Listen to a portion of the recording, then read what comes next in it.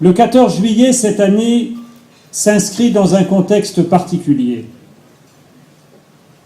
Non seulement parce qu'il a lieu au début du mois de Ramadan, et je souhaite d'ailleurs un bon Ramadan à tous ceux qui sont ici concernés. Ramadan Mubarak li jami' Touensa.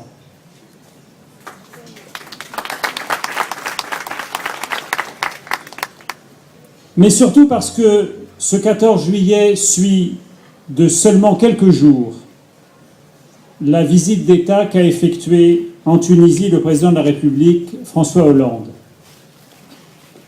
Ce déplacement, le premier d'un président français depuis la Révolution tunisienne, a été, je crois pouvoir le dire, en tout point une réussite.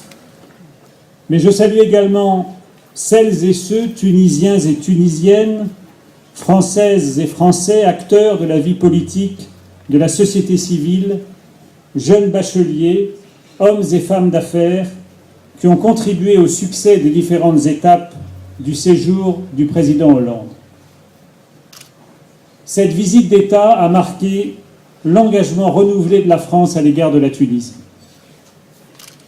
Lors de ses prises de parole en public au palais de Carthage, au palais de la Casbah, à l'Assemblée nationale constituante, dans un discours solennel qui a été applaudi par les élus de la constituante, nous espérons que ces principes, en particulier la liberté d'expression et l'égalité entre les hommes et les femmes, essentiels aux yeux de la France, mais qui font également le partenariat de la Tunisie avec l'Union européenne, seront consacrés dans le texte de la nouvelle Constitution, qui doit être celui de tous dans cette période. Ensuite, le président de la République a réitéré, avec la volonté de tourner une nouvelle page, l'entière disponibilité de la France à travailler avec tous ceux qui respectent les règles du jeu démocratique. La Tunisie.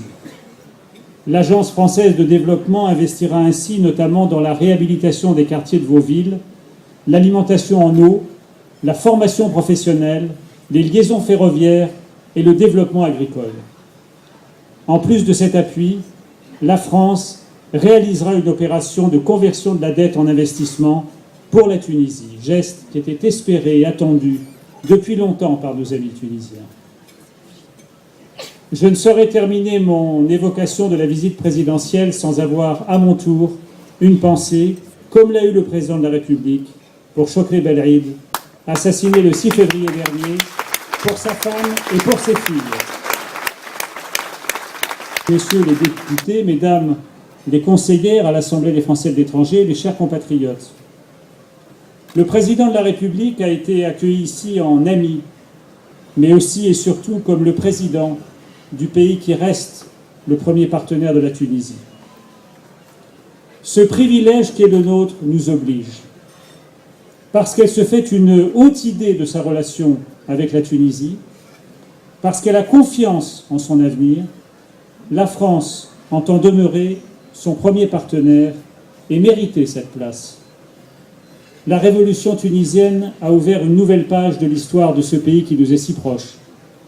La visite du président de la République a, à son tour, ouvert une nouvelle page de notre histoire commune. Il nous revient maintenant de l'écrire ensemble, en amis et en partenaires. Vive l'amitié franco-tunisienne, vive la Tunisie et vive la France.